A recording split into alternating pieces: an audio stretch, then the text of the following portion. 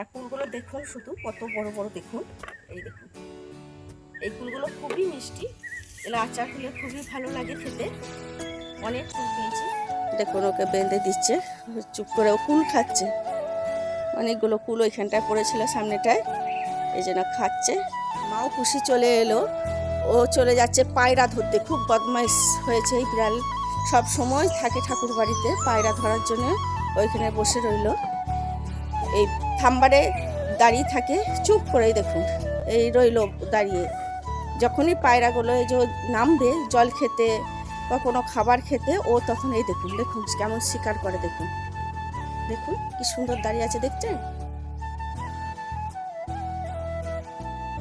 সুপ্রভাত বন্ধুরা, সবরির ডেইলি লাইফে আবার একটা নতুন ভিডিও নিয়ে চলে এসেছি সকালে। আজকে দেখুন ভোর 5টায় এখন বাজছে, চারিদিক অন্ধকার, পরিষ্কার হয়নি। ঠাকুর বাড়ির লাইটগুলো দেখুন জেলে নিয়েছি, কিন্তু বাইরেটা কিন্তু অন্ধকার। আপনাদেরকে কাজকর্মগুলো সব দেখাচ্ছি। আর দুয়ারে এখন জল দেবো সব জায়গায়। দেখুন ঠাকুর বাড়িতে প্রথম জল দিলাম, এই দুয়ারটাও জল দিয়ে দিলাম।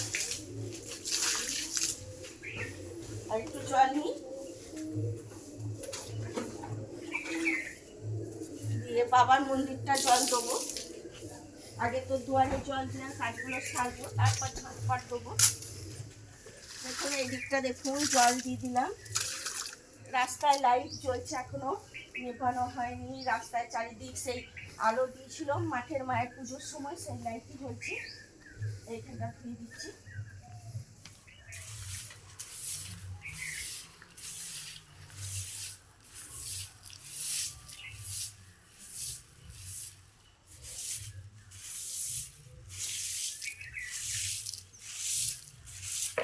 দেখুন কত সুন্দর পরিষ্কার হয়ে গেছে। দেখুন রাস্তা এখনো দেখুন পরিষ্কার হয়নি, চারিদিক দেখুন অন্ধকার ফাঁকা, এখন রাস্তায় লোকজনও কম।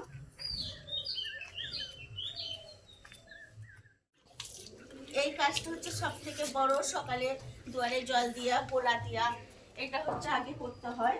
সব বাড়িতেই, হিন্দু বাড়িতে সবাই করে, সব মেয়েরাই করে।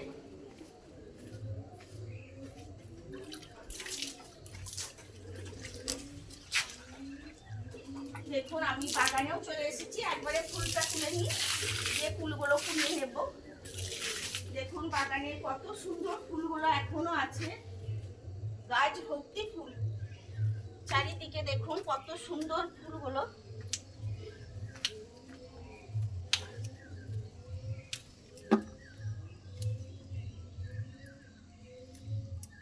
এখনো গাঁদা ফুল এখনো হবে, মানে সিজনটা চলে গেলেও থাকবে মনে হচ্ছে। গাছগুলো কত সুন্দর সতেজ আছে, দেখুন গাছগুলো শুধু গোবর সার দেওয়ার জন্য ফুলগুলো এত সুন্দর হয়ে আছে।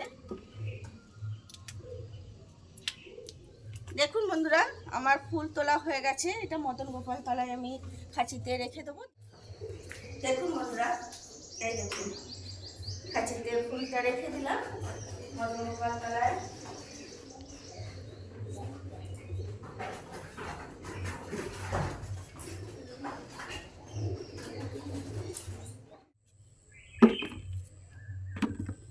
এই কুলের আচার খেতে খুবই ভালো লাগে, আর কুলগুলো এমনিও খুব মিষ্টি, কাঁচাতেও মিষ্টি, টক নেই, একটু টক নয়, নারকোলা কুলের মতন খেতে, কিন্তু সাইজটা গোল। কত বড় বড় দেখুন।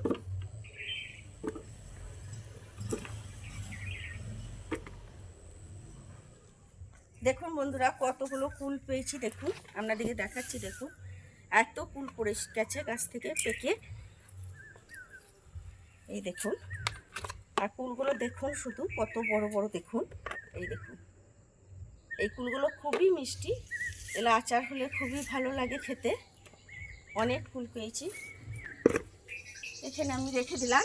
এরপর আমার বুদিকে আর লালিকে বার করে দেবো।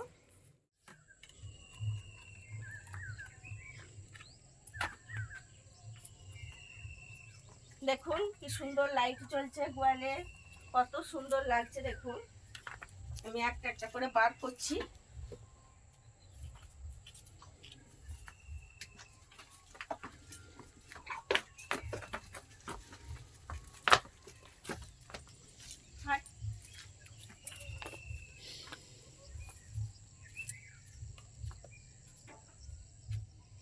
দেখুন বুদির বাছুরকে বার করে দিয়েছি।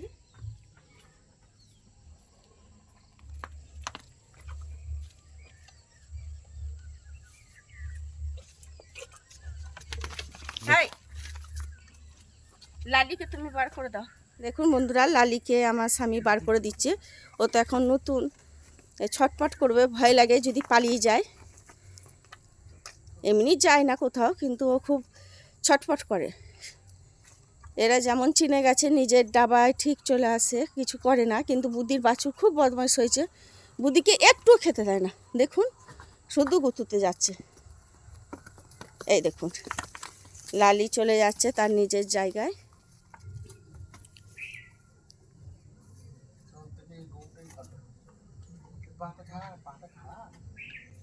দেখুন ওকে বেঁধে দিচ্ছে, চুপ করে ও কুল খাচ্ছে। অনেকগুলো কুল ওইখানটায় পড়েছিল সামনেটায়, এই জন্য খাচ্ছে।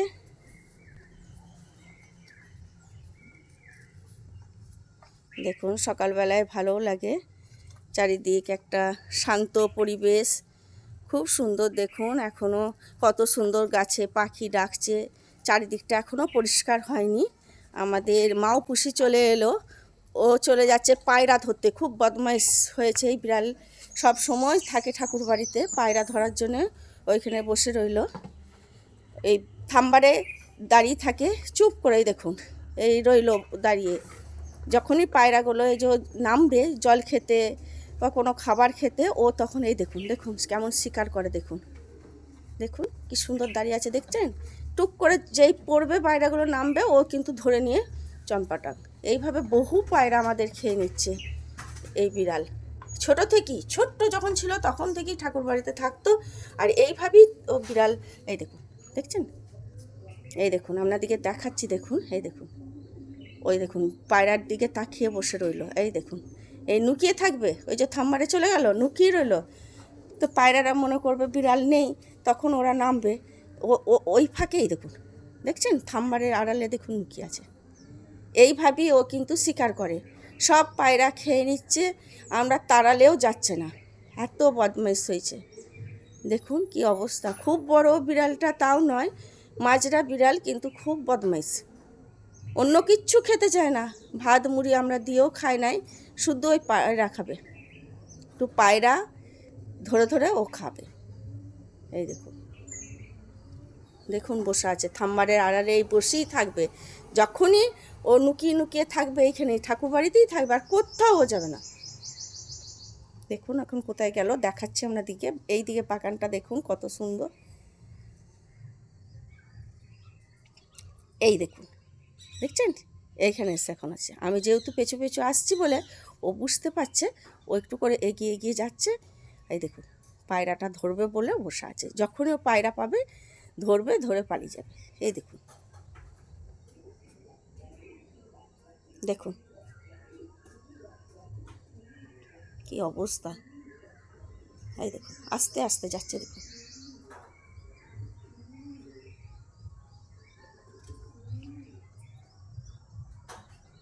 দেখুন কি সুন্দর বসে আছে মনে হচ্ছে, কিন্তু ও কিন্তু নিজের ধান্দায় আছে।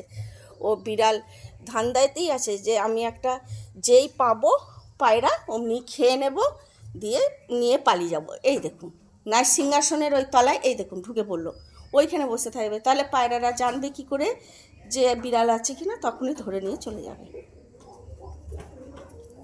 এবার আমি ঠাকুরবাড়ির লাইটগুলো সব নিভিয়ে দেখবো। এরপর আমি বাড়ির ভেতরে কাজকর্ম আছে, সেগুলো সারবো। আধ ঘন্টা আমি হেঁটে আসবো। আপনাদিকে সকালে কাজকর্ম একটু দেখালাম। দেখুন হাঁড়ি চাপিয়ে দিয়েছি, হাঁড়ির মধ্যে আমি চাল দিয়ে দিচ্ছি, জলটা গরম হয়ে গেছে। এই দেখুন চাল নিয়ে চলে এসেছি, ভালো করে চালটা এখন ধুয়ে নেবো। ফলে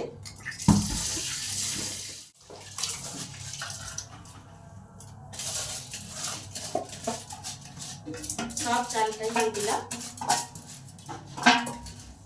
আলুগুলো পরিষ্কার করে আমি ধুয়ে নিয়েছি, একটা একটা করে দিয়ে দিচ্ছি। একবারই ভাতও আমার হয়ে যাবে, আলুও সিদ্ধ হয়ে যাবে। দিয়ে দিলাম, ঢাকা দিয়ে দিলাম। এটা এখন হোক, কিছুক্ষণ পর আমি নামিয়ে দেবো ফুটে যাওয়ার পর। আমার ভাত ফুটে গেছে, আমি এবার নামিয়ে দিচ্ছি ভাতটাকে।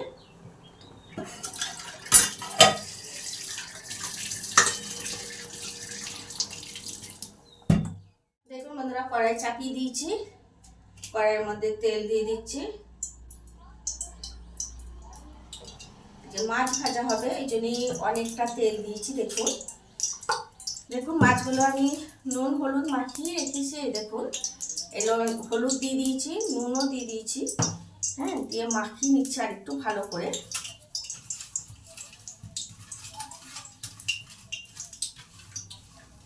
এখানে হিং নিচ্ছি, এই দেখুন হিং দেবো আমি তেলেতে, মাছটা ভাঙবে না।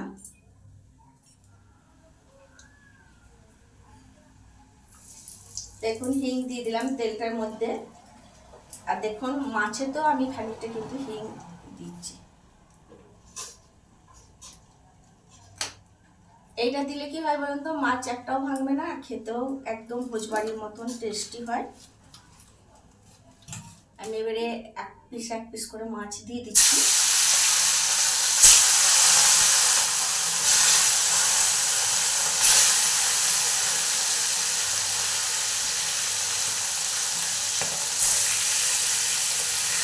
দেখুন দিয়ে দিচ্ছি মাছ। আজকে মাছের আমি ঝোল বানাবো, তার জন্য পেঁয়াজটা কুচি নিচ্ছি, আদা রসুন সবই কুচে নেব। দেখুন আদাটাও আমি কুচে নিচ্ছি। আর এদিকে মাছটাও হয়ে যাচ্ছে, এক পিস হয়ে গেলেই আমি উঠে দেবো।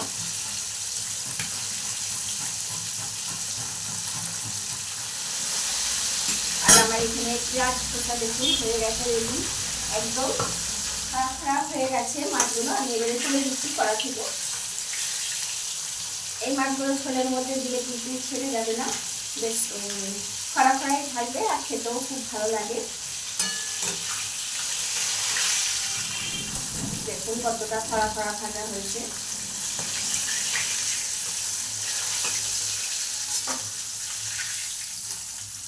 এই দেখুন দেখতে পাচ্ছেন কত সুন্দর ভাজা হচ্ছে, একটাও কিন্তু ভেঙে যাচ্ছে না, আমি এর মধ্যে কিন্তু হিং দিয়েছি বলে।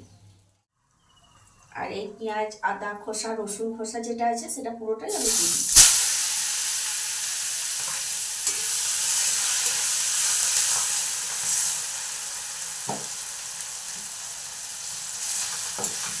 দেখুন দিয়ে দিলাম, অল্প একটু রেখেছি, এটার প্রয়োজন নেই, অল্প রেখে দিয়েছি এটা। দেখুন আপনারা ভালো করে দেখাচ্ছি। আর এটা কি হয়ে যাবে, বেশি মশলা আমি দিচ্ছি না। দেখুন হলুদ দিয়ে দিচ্ছি, হাফ চামচ দিলাম হলুদ, হাফ চামচ লবণটা আন্দাজ মতন দিতে হবে, একটু বেশি লাগবে কারণ ঝোল হবে তো। 2 চামচ দিয়ে আর একটু দিয়ে দিলাম। এতে দেখুন জিরে গুঁড়ো দিচ্ছি, সব এতে জিরে গুঁড়োটা দিতে হয়। এটা কিন্তু আমাদের শুধু জিরে গুঁড়ো তাই নয়, এটা মিক্সচার আমাদের এখানে খুব ভালো, রান্না করলে খুবই টেস্ট হয়। এই দেখুন 1 চামচ দিয়ে আবার হাফ চামচ দিলাম, 4 চামচের কিন্তু। আর লঙ্কা গুঁড়ো দিয়ে দিচ্ছি। দেখুন লঙ্কা বেশি আমি দেবো না, কারণ সবারই শরীরটা খারাপ, গলাটা এমনি জ্বলছে, কিন্তু একটু না দিলে কেমন একটা লাগে, ঝোলটা একটু খ্যাসখ্যাসি লাগে, আমি অল্পই দেখুন দিচ্ছি, অল্প দিলাম। মনটা একটু যেন ফুসফুস করে, যে একটু লঙ্কাটা দিলে ভালোই হয়, সেই জন্য অল্প দিলাম পুরো। আর দেখুন টমেটো না দিলে তো ঝোলের টেস্টই হয় না। এই দেখুন একটা বড় টমেটো আমি 4 ফালি করে নিয়েছি, দিয়ে দিয়েছি তেলে। এবার এটা আমি কষবো।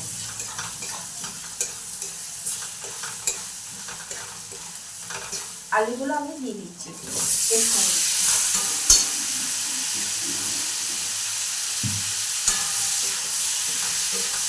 দেখুন তেলের মধ্যে মশলাটা ছিল, তার মধ্যে আলুটা দিয়ে ভালো করে আমি কিন্তু কষে দিচ্ছি।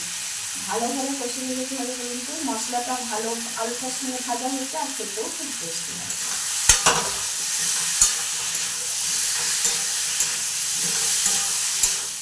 আলুটা সিদ্ধর জন্য আমি জল দিয়ে দিচ্ছি,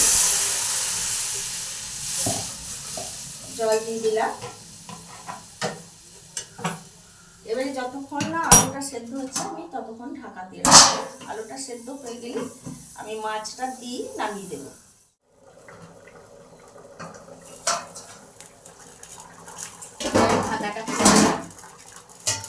আলুগুলো সিদ্ধ হয়ে গেছে। আমি এক পিস করে মাছ আমি ঠিক ঝোলে দিয়ে দিচ্ছি। দেখুন মাছের মাথা খেতে খুবই ভালো লাগে ঝোলের সঙ্গে।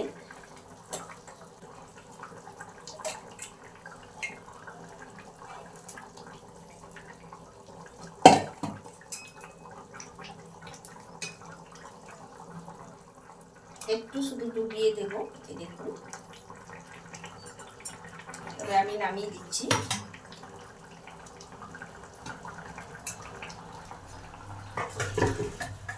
কড়াটা চাপিয়ে দিলাম, ধুয়ে পরিষ্কার করে দেখুন চাপিয়ে দিয়েছি। আর এই দেখুন ঝোলটা কত সুন্দর হয়েছে, দেখুন কালারটা দেখুন।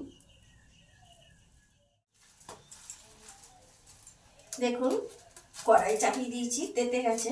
আমি এটা একটু ফুলে নিচ্ছি, জিরে আছে। আর দেখুন আলুগুলো যেগুলো ভাতে দিয়েছিলাম সেগুলো সিদ্ধ হয়ে গেছে। আলু ভাতেটা মাখবো। কড়াইয়ে তেল দিয়ে দিচ্ছি। দেখুন তেল দিলাম, লঙ্কাগুলো চিড়ে দিচ্ছি আলু ভাতে মাখার জন্য।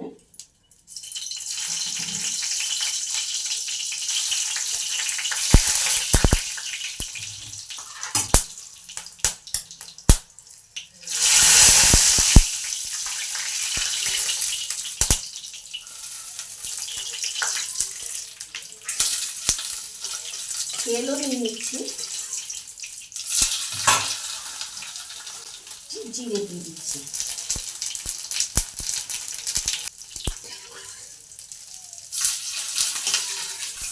দেখুন কড়াইয়ে তেল দিয়ে দিচ্ছি। উচ্ছেগুলো আছে কাটা, এগুলো ভাজবো।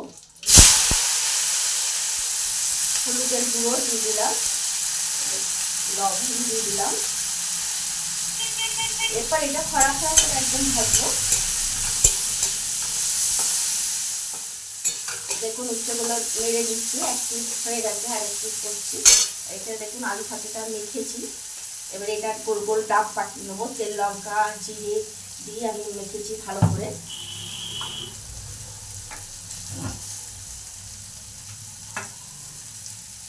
এইভাবে আমি গোল গোল ডাব পাঠিয়ে নিচ্ছি। দেখুন আলু ভাতে, দেখুন আমার আলু ভাতে একদম রেডি হয়ে গেছে। এটা গরম ভাতে খেতে খুবই ভালো লাগে, দারুণ হয়েছে। দেখুন গোল গোল করে একদম মাখিয়ে রেডি করে রাখলাম। এবার যে যখন খাবে একটা করে দিয়ে দেবো। আর এইদিকে আমার উচ্ছে ভাজাটাও রেডি হয়ে গেছে, বাটিতে তুলবো। দেখুন খরা খরা করে দিয়ে দিচ্ছি। দেখুন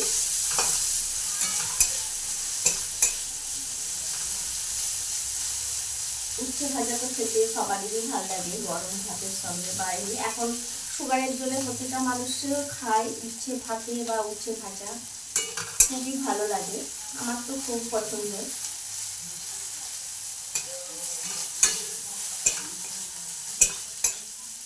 একদম লাল লাল করে ভেজে নিচ্ছি, যাতে খরা খরা যেটাকে বলে সেরকমই ভাজছি উচ্ছেটাকে। আজকে একটু সময় ধরেই ভাজতে হচ্ছে।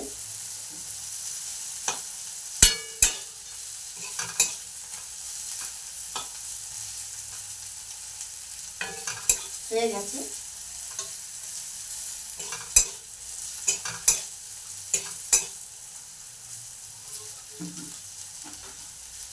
গ্যাসটা বন্ধ করে দিচ্ছি। এবারে অল্প অল্প করে তুলে দিচ্ছি বাটির মধ্যে। দেখুন আমার উচ্ছে ভাজা একদম রেডি হয়ে গেছে, আলু ভাতেও রেডি হয়ে গেছে, মাছের ঝোলও রেডি হয়ে গেছে।